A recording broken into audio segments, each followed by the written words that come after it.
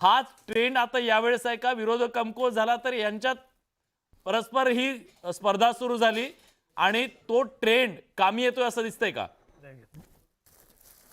निश्चितच यावेळी नगरपालिका आणि नगरपंचायत निवडणुकांमध्ये आपण जे बघतोय ठिकठिकाणच्या ज्या लढती होत आहेत त्यानुसार असंच वाटतंय की हे स्ट्रॅटेजिकली ठरवलं गेलेलं आहे की काय.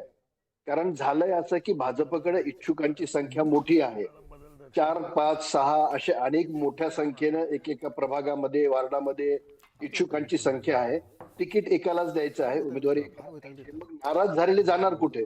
मग विरोधी पक्षातील काँग्रेसमध्ये असेल, शरद पवार साहेबांची राष्ट्रवादी असेल, उद्धव ठाकरेंची शिवसेना असेल, इथे जाण्यापेक्षा मग ते आपल्या सत्ताधारी पक्षातीलच मग तिघांपैकी कुणाकडे तरी जावेत आणि जेव्हा सत्ता स्थापन करण्याची वेळ येईल तेव्हा यातीलच सगळ्यांनी मिळून सत्ता स्थापन करावी अशी काहीतरी स्ट्रॅटेजी ठरली आहे की काय असं वाटावं. असंच साधारण चित्र आहे. आपण नांदेडमध्ये पाहिलं किंवा एकंदर मराठवाड्यातले किंवा महाराष्ट्रातल्या काही लढती जर पाहिल्या, आता आपण कणकवलीचं आणि काही ठिकाणचं आपण उदाहरण देतोय. दोन भाऊ एकमेकांविरुद्ध उभा ठाकलेले आहेत. आता हे स्ट्रॅटेजिकली नाहीये असं म्हणण्याचं धाडस आपण करू शकत नाहीये. नांदेडमध्ये आपण पाहतोय लोहा कंधार या मतदारसंघामध्ये अशोक चव्हाण विरुद्ध प्रतापराव पाटील चिखलीकर लढतायत. हे भाजपचे आहेत, हे अजित पवारांच्या राष्ट्रवादीचे आहेत. म्हणजे थोडक्यात काय, सत्ताधारी आपसात लढतायत आणि तिथं कुठंतरी विरोधकांची जी ताकद आहे ती थोडीशी निष्प्रभ होते.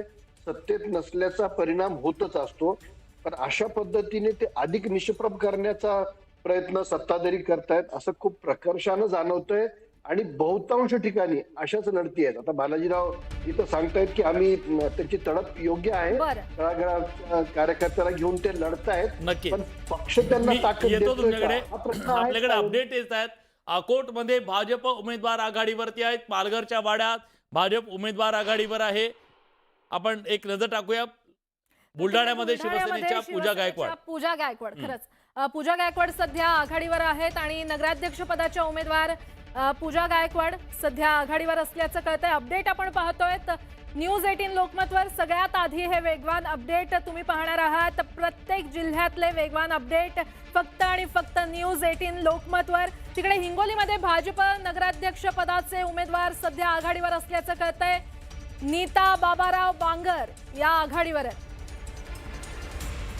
सर, चर्चा ही सुरू होती की विरोधकांना स्पेसच ठेवायची नाहीये आणि मुख्यमंत्री असं म्हणाले, परवा त्यांना पत्रकारांनी प्रश्न विचारला की अजित पवार आणि तुम्ही एकत्र येणार का पुण्याच्या बद्दलचे, तर विरोधकांना फायदा होईल असं आम्ही काही करणार नाही.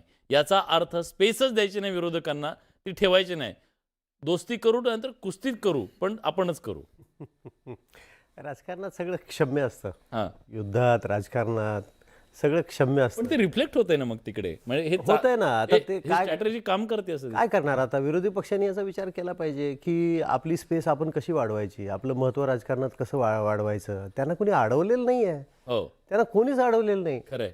आता त्यांना जर विचारला आमका प्रश्न तुम्ही का उपस्थित केला नाही, तर ते म्हणतात आम्ही लोकहिताचे इतर प्रश्न उपस्थित केले ना. म्हणजे त्यांचं समाधान होत असेल यातनं, तर मग आपल्याला काय करायचं आहे. त्यांचं समाधान होत असेल तर होऊ दे.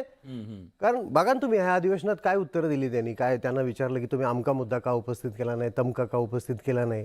त्यांची जागा ते स्वतः संकुचित करतायत. अहो, ह्या महाराष्ट्रामध्ये कम्युनिस्ट पक्ष नव्हते, शेतकरी कामगार पक्ष नव्हता, 8 आणि 10 आमदार असायचे.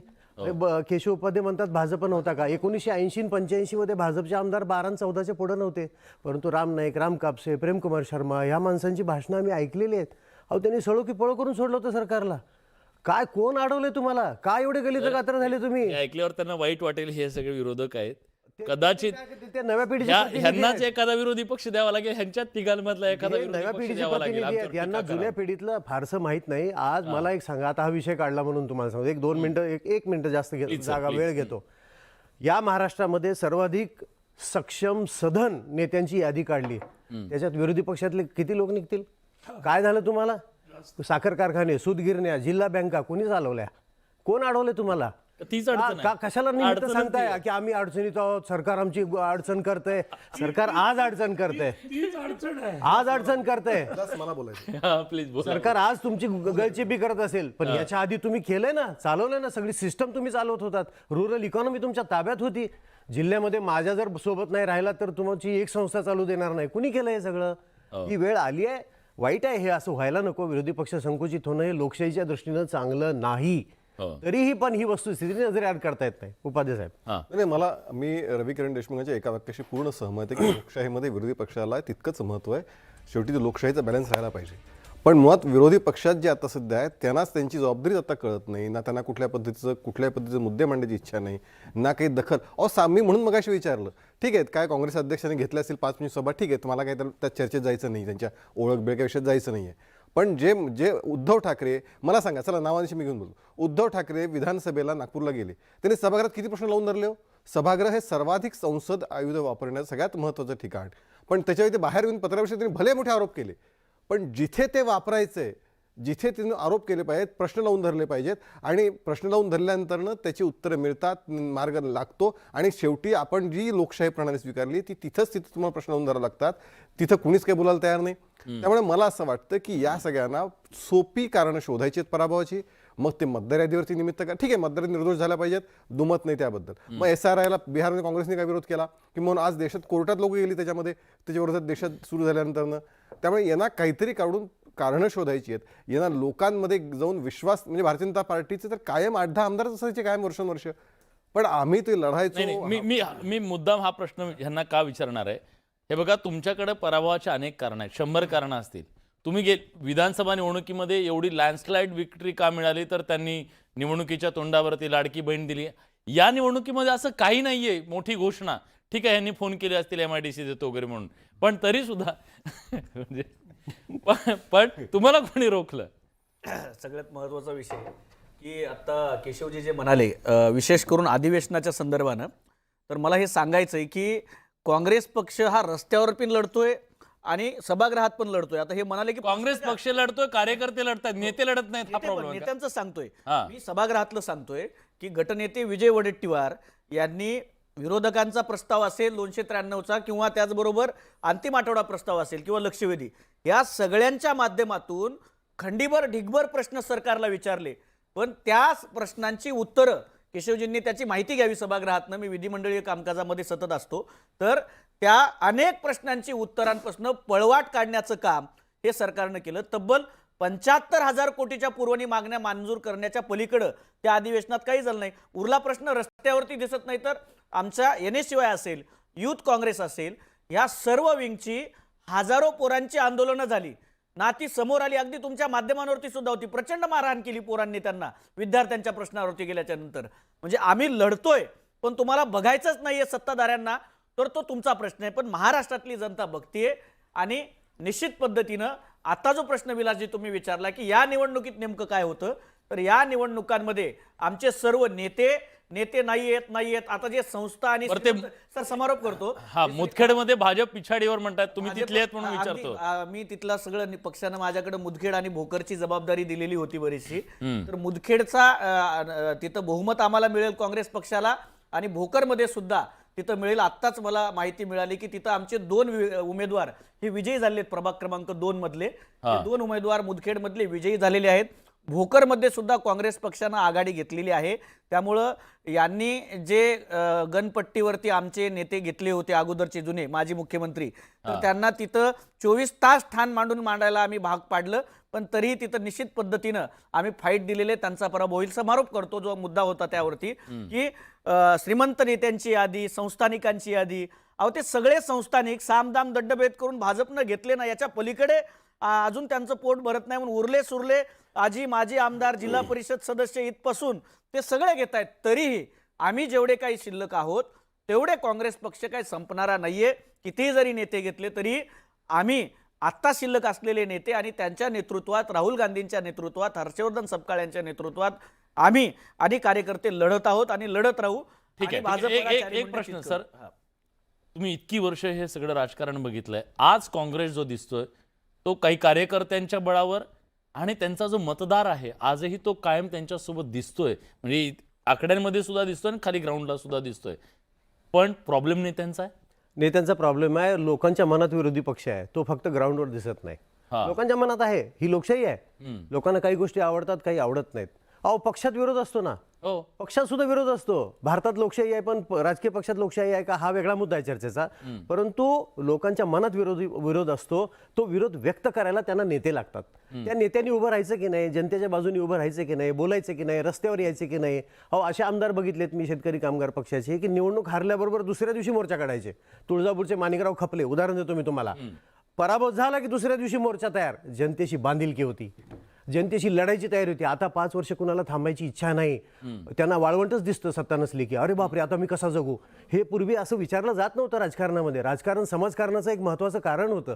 आज तुम्ही स्वतःच्या स्वार्थासाठी पक्ष सोडताय. ज्या काँग्रेसमुळे यांना एजन्स्या मिळाल्या, पेट्रोल पंप मिळाले, बँका ताब्यात ठेवल्या, कारखाने ताब्यात ठेवले, त्यांना लगेच पक्ष कसा काय सोडावासा वाटतो. इतके कशी काय विरोधी पक्षात राहण्याची त्यांची ठीक इच्छा आहे. संपते. डॉक्टर, नाही, कसं आहे की काँग्रेसबद्दल आता जेव्हा आपण बोलतोय तर रवी किरण देशमुख साहेब आहेत, केशवजी आहेत. कारण केशवजी आणि आम्ही त्यावेळी एकमेकांच्या विरोधात 2014च्या आधीपासून अगदी कंटिन्यू असायचो. पण या संपूर्ण लढतीमध्ये काँग्रेसचे नेते म्हणून कधी उतरलेच नाही. जर मोजके नेते सोडले तर, एक नाना पटोळे किंवा असे 1-2 नेते जर सोडले तर बाकीचा काँग्रेसचा एकही नेता, थोरात असू द्या नाहीतर अजून बाकीचे कोण असू द्या, ते बोलायलाच तयार नसायचे. एकही स्टेटमेंट भाजपच्या विरोधात यांनी कोणीही कधी दिली नाही. विरोधात असताना लढायला आम्हीच कार्यकर्ते होतो. मी होतो, सचिन सावंत होता, आम्हीच लढत होतो, आम्हीच सगळ्यांबरोबर भांडत होतो. पण नेते काँग्रेसचे कधीच भांडले नाहीत. आणि त्याचा परिणाम असा झाला की जसे देशमुख साहेब बोलतायत की जनता हे बघत असते. तर जनता ज्यावेळी बघते की नेताच लढायला तयार नाही, नेताच खाली उतरायला तयार नाही, कार्यकर्तेच लढतायत, त्यावेळी जनता कुठेतरी आपलं मत बनवते की यांच्या बरोबर राहण्यात अर्थ नाही आणि मग जनता दुसरीकडे जाते. नाही, हे अतिशय महत्वाचं याच्यासाठी ही निवडणूक कार्यकर्त्यांची होती. जो कार्यकर्ता तुमच्यासाठी छातीचा कोट करून लढत असतो नेत्यांना निवडून आणण्यासाठी, आज त्याच्या निवडणुकीमध्ये नेत्यांनी त्याला रसद द्यायला हवी, ताकद द्यायला हवी, त्याला मनोबल वाढवायला हवं आणि त्याच्यासाठी मैदानात उतरायला हवं. टीका करताय तुम्ही की भाजपचे नेते गल्लीबोळात फिरतायत, पण हेच कार्यकर्ते उद्या त्यांच्यासाठी गल्लीबोळात फिरणार आहेत आणि त्यामुळे कदाचित या निवडणुकीमध्ये सुद्धा माझ्या बोलण्याचा जो अर्थ होता तो अशा अनुषंगानं होता की काँग्रेस पक्षाचे नेते तर होते, आम्ही लढत होतो. पण ह्या लढतीमध्ये आता जे मोठे नेते होते ते सगळे भाजपनं विविध माध्यमातून त्यांच्या पक्षामध्ये घेतलेले आहेत. पण हे घेतल्याच्या नंतर आम्ही प्रदेशच्या नेत्यांपासून आम्ही ग्रासरूट लेवलच्या कार्यकर्त्या, आम्ही लोकांच्या टचमध्ये आहोत. म्हणून तर हे सगळं एवढं जे वोटिंग पर्सेंट भेटतंय ते त्यामुळेच मिळतंय. पण एक अपडेट घेऊ फक्त. इंग्लंडमध्ये सध्या राष्ट्रवादीचे 20 उमेदवार आघाडीवर आहेत. निश्चितच म्हणजे आकडे 12 पर्यंत समोर येतीलच. कोण खरं तर भारी पडतंय, कोण घरी जातंय हे निश्चित समोर येणार. मात्र गडहिंग्लजमध्ये सध्या राष्ट्रवादीचे 20 उमेदवार आघाडीवर असल्याचं कळतंय निश्चितपणे. आणि ही आकडेवारी बघितलं, बावनकुळेंच्या कामठीमध्ये भाजप उमेदवार आघाडीवर आहे.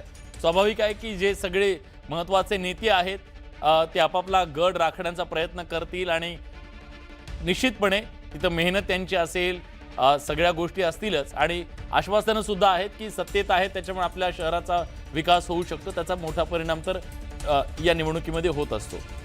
पण ही टीका तुमच्यावर सातत्याने केली जाते, तुम्ही माणूसच ठेवत नाहीत खाली. असं एक लक्षात घ्या, मुळात भारतीय जनता पार्टी हा एकीकडे तुम्ही आमची टीका करतो, हा 4 लोकांचा पक्ष आहे म्हणून. भारतीय जनता पार्टी हा पक्ष विस्तारतोय. समाजाच्या प्रत्येक घटकामध्ये भारतीय जनता पार्टी आता विस्तारच चालली आहे. आणि मला भाजपने आमचे नेते घेतले. मुळामध्ये आपल्या नेत्यांना शेवटी असं आहे की नेत्यांना सुद्धा त्यांच्या नेतृत्वाबद्दल का विश्वास वाटत नाही. राहुल गांधींची यात्रा, ती काही यात्रा काढली होती, महाराष्ट्रात आली होती काहीतरी, ती यात्रा महाराष्ट्रातनं जात असताना अजून ती पास होते, दुसऱ्या दिवशी त्याच ज्या भागात नाही गेली तिथले काँग्रेसचे नेते भाजपमध्ये दाखल होत होते. ही वस्तुस्थिती आहे. आपण केवळ भाजपला लोक घेतात हे बघून आम्ही आमचं समाधान करून घेणार आहोत का आमच्या नेतृत्वाबद्दल आपल्या नेत्यांना, काँग्रेसच्या कार्यकर्त्यांना विश्वास वाटत नाही, याचं कधीतरी आत्मचिंतन आपण करणार आहोत. आमचे नेते, काँग्रेसचे नेते जर स्थानिक ठिकाणी, राहुल गांधीसारखे नेते जर गंभीरतेने कुठली निवडणूक ते मध्येच निघून काय जातात, निवडणुकीच्या मध्येच निघून काय जातात, कुठले मुद्दे घेतात काही कधी कळत नाही. एक मिनिट आता मी मध्ये कुठलं एक मिनिट हा त्यामुळे मी मध्ये अजिबात बोललो नाही, सगळे शांतपणे मग सगळी चर्चा. मुळात असं आहे की राहुल गांधींच्या नेतृत्वाबद्दल खरी प्रश्न तो घेतला पाहिजे की वारंवार पद्धतीने पराभव आणि अविश्वासार्हता नसणं ही सगळ्यात मोठी काँग्रेसची खरी शोकांतिका आहे. आणि त्याच्यामुळे तिथून जी सुरुवात होते की कार्यकर्त्यांना विश्वासच वाटत नाही. पहिला विजय तुम्हाला कामठीमध्ये मिळाला येणार सुद्धा तो विजय. बावनकुळे साहेबांनी बावनकुळे साहेबांचा तो गड आहे. बावनकुळे साहेब त्या सुरुवातीपासून तिथे आमदार आहेत, त्यानंतर कायम त्या ठिकाणी एक त्यांची पकड आहे. त्यांनी केलेली कामं आणि सगळ्या त्या पार्श्वभूमीवरती तिथे निवडून येणार होताच, त्यामुळे त्यात खात्री होतीच. त्यामुळे मुळात लक्षात घेतलं पाहिजे की केवळ शेवटी कार्यकर्ता सुद्धा केव्हा काय पाहत असतो. शेवटी हे बघा रविकिरण देशमुख हे म्हणाले ते 100% खरं आहे की आता राजकारण बदललंय, तात्काळ फास्ट गोष्टी हव्यात, समाजकारणाचं माध्यम होतं, आता ते राहिलं की नाही शंका निर्माण होऊ शकते.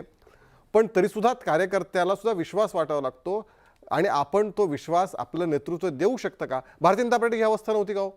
भारतीय जनता पार्टीचे मगाशी 5-10 आमदार होते. भारतीय जनता पार्टी महाविकास आघाडी सरकार असताना महाविकास आघाडीचे आमदार फुटण्याची भीती त्या तिन्ही पक्षांना वाटायची. पण भारतीय जनता पार्टीच्या कुठल्याही आमदाराला कधी अशी फुटण्याची भीती वाटली नाही, कारण एक विचारधारा पक्की मजबूत नेतृत्व विश्वास हे आमचं वैशिष्ट्य आहे आणि त्याच्या आधारे पक्ष विस्तारतोय. आणि जर कोणी आमच्या पक्षात येऊ शकत असेल तर मला असं वाटतं की त्याचा केवळ टीका करण्यापेक्षा थोडं आत्मचिंतन करा. भाजपला आता विरोधकांमध्ये नेते उरले नाहीत, आता मित्रांचेच नेते. नाही मला एकच याच्यामध्ये सांगायचं आहे की जसं आता केशवजी म्हणाले की बावनकुळे साहेब मोठे नेते आहेत, त्यांनी तिकडे पूर्ण प्रचार केला तर कामठीमध्ये त्यांचा उमेदवार येणारच. आता याचा विरोधाभास बघा. बाळासाहेब थोरात काँग्रेसचे मोठे नेते, प्रदेशाध्यक्ष राहिलेले, 8 वेळा निवडून आलेले, मंत्री सतत, पूर्ण सहकार त्यांच्याकडे, ऑल इंडिया काँग्रेसचे मेंबर, आणि असा असणारा नेता स्वतःच्या मतदारसंघात काँग्रेसच्या झेंड्याखाली ही निवडणूक लढू शकत नाही. याच्यापेक्षा दुर्दैव कोणतं असणार आहे. तिथे त्यांना आघाडी करावी लागते. स्वतःचा मतदारसंघ, संगमनेर स्वतःचा मतदारसंघ आघाडी करून लढतात. काँग्रेसची निशाणी तिकडे नाही. म्हणजे नेत्यांची मनस्थिती बघा. आघाड्या सुद्धा कोण आघाडीत दुसरं कोण आहे. एक मिनिट बालाजी एक मिनिट. मी टीका त्या पद्धतीने करत नाही. मी वास्तवता सांगतोय की एवढा मोठा नेता स्वतःच्या मतदारसंघात जर स्वतःच्या पक्षावर लढू शकत नाही, तिथला मनस्थिती काय. दुसरं काय, उपाध्याय जे बोलत होते त्यांचा सूर असा एकंदरीत होता की भाजप हा पक्ष विस्तारत आहे, लोक येत आहेत. हेही खरं आहे की ते काय जबरदस्ती घरी जाऊन कुणाला आणत नाहीत की आज म्हणून. दुसरा एक सूर आपण अलीकडे बघतोय तो लक्षात आलाय का बघा की प्रत्येक नेता सामील होताना जवळपास असं सांगतो की मुलाबाळांच्या भवितव्यासाठी. अरे राजकारण हा कुटुंब कल्याण कार्यक्रम कधीपासून झाला. जनतेने स्वीकारू द्या ना. तुम्ही जनतेवर लादता हे आम्हाला माहिती आहे. जनतेला म्हणायचे, आता थेट म्हणतात आता डायरेक्ट मुलाबाळांच्या भवितव्यासाठी. अरे हा फॅमिली बिझनेस आहे काय तुमचा. तुम्ही लादता कशासाठी मुलांना. आम्हाला हे कळत होतं विरोधी पक्ष मॅनेज करून तुम्ही तुमची मुलं राजकारणात इंट्रोड्यूस करता. विरोधी पक्षाचा उमेदवार कोण होता, प्रमुख महाराष्ट्रातल्या नेत्यांच्या मुलांच्या विरोधात हा शोध घेतला तर सगळं राजकारण लक्षात येईल तुमच्या. हा आपापसात चर्चा करूनच असतं सगळं हे. पण आता हा धडधडीत कार्यक्रम झालाय माझ्या मुलांच्या मुलाबाळांच्या. आश्चर्यकारक आहे. आधी लाजे काजे खातर तरी म्हणायचे महाराष्ट्रासाठी, माझ्या शहराच्या हितासाठी, ह्याच्यासाठी. आता डायरेक्ट म्हणजे कार्यकर्त्याच्या घरी जन्मणारा मुलगा हा कार्यकर्ताच आणि नेत्यांच्या घरी जन्मणारा मुलगा हा नेताच. बरोबर, ही लोकशाही आहे. एका विषयाचं उत्तर द्यायचंय जे केशवजींनी सांगितलं. हा सातत्यानं तीनही पक्षांचा प्रयत्न चाललाय तो म्हणजे काँग्रेस नेतृत्वाला कशा पद्धतीनं दूषित करता येईल याचा. राहुल गांधींच्या विषयी ते बोलले. अधिवेशन सुरू असताना देशाचे पंतप्रधान अधिवेशनातनं गायब आहे त्यावरती तुम्ही बोलत नाहीत. आणि नेतृत्वाचं अपयश कोणाच्या, विरोधी पक्षाच्या. अपयश हे सत्ताधाऱ्यांचं बघायचं असतं. आज मोदीजींचं नेतृत्व देशामध्ये इतकं अपयशी ठरलंय. भारतातील लोकांच्या जीवनाला समृद्ध बनवणारं कुठलंही क्षेत्र उचला, समारोप करतो, कुठलंही क्षेत्र उचला, त्या सगळ्या क्षेत्रांमध्ये आज देशाची वाट लागलेली आहे. पण ते लोकांपर्यंत पोहोचवण्यात तुम्ही अपयश ठरताय. हे बघा, जनतेने मत दिलं. हे जनतेतून आलेले लोक आहेत ना. निवडणुकीमध्ये आमचा पुन्हा तोच मुद्दा आहे. लिटमस टेस्ट कुठं आहे. निवडणूक आहेत. निवडणुका जर पारदर्शक नसतील तर काय. ह्या निवडणुका पारदर्शक नाही, त्याचे शेकडो पुरावे आम्ही दिलेले आहेत. शेकडो पुरावे. कुठला पुरावा दिला, मला बघायचं टाकून दिलं. याचा अर्थ आज जे जनतेने हे मतदान दिलं हे सगळं झूट आहे असं तुम्ही म्हणताय. काय याला अर्थ सांगा. जनता प्रामाणिकपणे मतदान करते. पण त्या उपरांत भाजप आणि निवडणूक आयोग संगनमतानं ज्या पद्धतीनं यामध्ये कावेबाजपणा करून मतदान मिळवत आहेत, उदाहरण कालचं राजेश पवारांनी यार हे. 2000 लोक ऐका काल तिथं निवडून ठेवले. तुमचे आमदार खरं तर त्याच्यावर काय माहितीये का, काय म्हणणं आहे? विरोधकांना राजेश गोड पवारांनी- वाटावं पत्रकारांनी आयुष्यभर बोलत राहावं अशा काही अजिबात नाही. क्रमात राहण्याची काही गरज नाहीये. पण एक गोष्ट सांगतो, तुम्ही घरातून बाहेर पडणार नाहीत आणि लोकांनी तुमचे नगराध्यक्ष तुमच्या घरी आणून निवडून द्यावेत ही अपेक्षा जर कोणी करत असेल तर हे चुकीचं आहे. लोकांचे प्रश्न घेऊन तुम्हाला रस्त्यावर यावं लागेल. लोकांचे प्रश्न घेऊन सत्ताधाऱ्यांना तुम्हाला धारेवर धरावं लागेल आणि तेव्हा लोकांच्या मनात तो विश्वास निर्माण होईल की आमच्यासाठी कोणीतरी लढतंय आणि यांना संधी द्यावी म्हणून. अलीकडे विरोधी पक्षाचा एक सूर असतो की प्रसारमाध्यम आम्हाला साथ देत नाहीत, आमच्या बाजू कुणी छापत नाही. अहो, ह्या महाराष्ट्रामध्ये असाही इतिहास आहे की निहाल अहमद सारखे एक मालेगावचे आमदार जे 7-8 टर्म आमदार होते, त्यांनी फक्त एकदा 80च्या दशकात अशी घोषणा केली एक दिवस आधी, उद्या सभागृहात मी बॉम्ब फोडणार. 2 दिवस अख्खा महाराष्ट्र चर्चा करत होता. बॉम्ब काही तेवढा मोठा नव्हता, परंतु 2 दिवस हा महाराष्ट्र चर्चा करत होता. दुसऱ्या दिवशीच्या वृत्तपत्रांची हेडलाईन होती, परंतु क्रेडिबिलिटी हा फॅक्टर महत्त्वाचा होता हो. की हे लोक तळमळीनं फक्त आणि फक्त लोकांसाठी लढतात. ही विश्वासार्हता होती, ते वलय होतं. आज तुम्हाला अनेक मुद्दे आहेत पण तुम्ही करतच नाही ना. कॅगचा अहवाल अधिवेशनाच्या शेवटच्या दिवशी गेल्या रविवारी सादर झालाय. त्या अहवालातले काही मुद्दे हे जबरदस्त आहेत. कोणतरी बोललं का हो त्याच्यावर? तुम्ही बोला ना, तुमचं महाराष्ट्र ऐकेल ना. असं काय करता? बरं सर, एक मुद्दा, सातत्याने ही एकच टुमणं सतत लावणं, त्या लोकांचे प्रश्न वेगळे आहेत आणि यांचे प्रश्न जे आहेत ते वेगळे आहेत, हा एक मोठा फरक जाणवते का तुम्हाला? की उदाहरणादाखल यांनी प्रत्येक निवडणुकीमध्ये त्या मतचोरीचा आरोप यांनी लावला, पण त्याच्या पलीकडे जे सामान्य मुद्दे आहेत, शेतकऱ्यांचा प्रश्न आहे, शेतकऱ्यांच्या प्रश्नाबद्दल विरोधकांनी रान पेटवलंय. लोकांच्या जगण्याच्या प्रश्नाबद्दल विरोधकांनी रान पेटवलं, विश्वास संपादन केला, असं का होत नाहीये? चर्चेचा मोठा विषय हा, पण मला वाटतं विरोधी पक्षाला भूतकाळ छळतोय. हा, त्यांचा भूतकाळ त्यांनाच छळतोय, त्यामुळे अडचणी होत आहेत. त्यांना रान पेटवणं खूप सोपं आहे, पण त्यासाठी ना तसे लोक पाहिजेत. आता अडचण काय झाली अनेकांची की मी जर समोर आलो तर माझ्या संस्थांवर टाच येईल, माझ्या संस्थांची चौकशी सुरू होईल, लोकांचं नुकसान होईल, असं एक साधं सोपं कारण दिलं जातं. त्या कारणाखाली अनेक गोष्टी दडपल्या जातात. त्यांना कोणी बंधन घातलेलं नाही. तुम्ही जर लोकांच्या प्रश्न लढत असाल तर तुम्हाला लोक साथ देतील.